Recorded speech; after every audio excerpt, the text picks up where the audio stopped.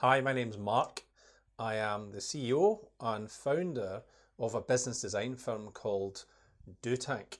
Now, in fear of jumping on the bandwagon in terms of all of these different experts and 10 steps to things that can help in the wake of this global pandemic called coronavirus, I just wanted to share some of our own personal reflections and maybe some guidance for business leaders, team leaders, people involved in teams themselves, working with others that find themselves in a very different world, like we all do right now, find ourselves in a very different world that we need to figure out and get our way through. So a couple of really basic things that we should keep in mind. Certainly I've been keeping in mind over the last week or so.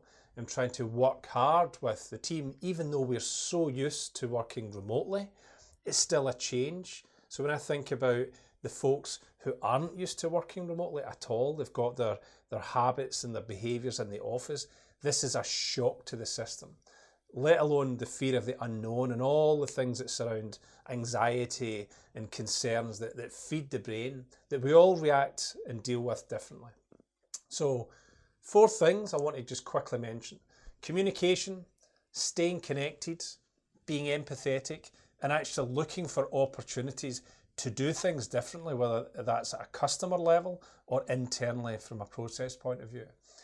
Number 1, let's just keep the communication going. If you're a leader in a business, you are heading up a team, people really react well to just understanding what they know, so talk, share, be honest, be transparent, be careful not to, show fear, but there's also just a reality in the human beings that we are in terms of where are we, this is what I know, this is what I don't know, these are our plans, even if it's just for the next day or the next week, because that's as far as we can plan. Tell people, communicate it, articulate it as clearly and as cleanly and as simply as you can. That's the first thing. The second thing is this new world of working remotely.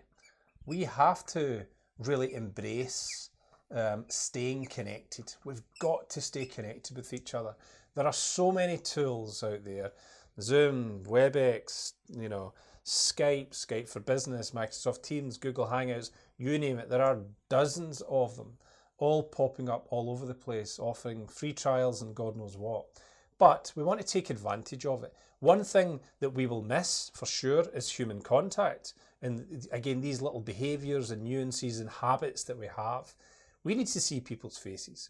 We need to react to emotion. We need to watch body language. We need to laugh. We need to just stay connected as best we can. So forming the habit around weekly team meetings, daily team meetings, wee stand-ups, one-to-one interactions, 5-minute chats, so less on the phone and more face-to-face. I want to see people's faces, bring them together, flank this conversation, these documented, whether it's announcements, emails, whatever it may be, with some human discussion. And, and part of that sparks the same thing, because it's chat, it's conversation, it's the power of conversation.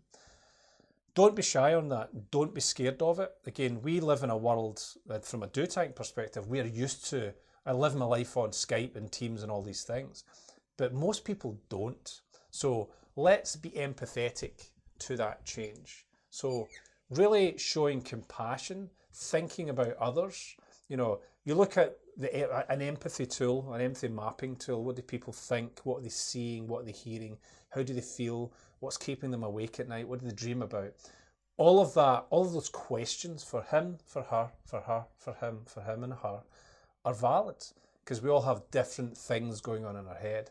So connecting the dots on all of these with real empathy and compassion and caring and helping people. Who are you helping today? Do you have another peer or person outside of the business? Is it a family member you just need to connect with, talk to and say, right, what are you thinking? How can we help? What should you do? Be a thinking partner. It's amazing how much value people can get from that. So be empathetic. And then the last thing is, from a business perspective, from a team perspective, from an organization perspective, we have no choice to look at doing things differently. Now we can say innovation is born from constraint and all the usual buzzwords around how innovation is born and how it's smart. We've got some hefty constraints that we're dealing with right now. All of us, anywhere in the world, start to think and act in different things that you could take advantage of. Is this an opportunity to show the power of the relationship that you have with your customers, your suppliers, your team members, your whoever it may be? Is there other products and services that you can maybe dust off and deliver in a different way, because now this way of working really suited to that? Look for opportunities to exchange value, more extreme value, just in different ways that our new world really just enables, So use it as a design constraint and see what you can cook up. So talk, stay connected, be empathetic, and look for opportunities to do things different. And above all, stay healthy, stay safe, stay connected.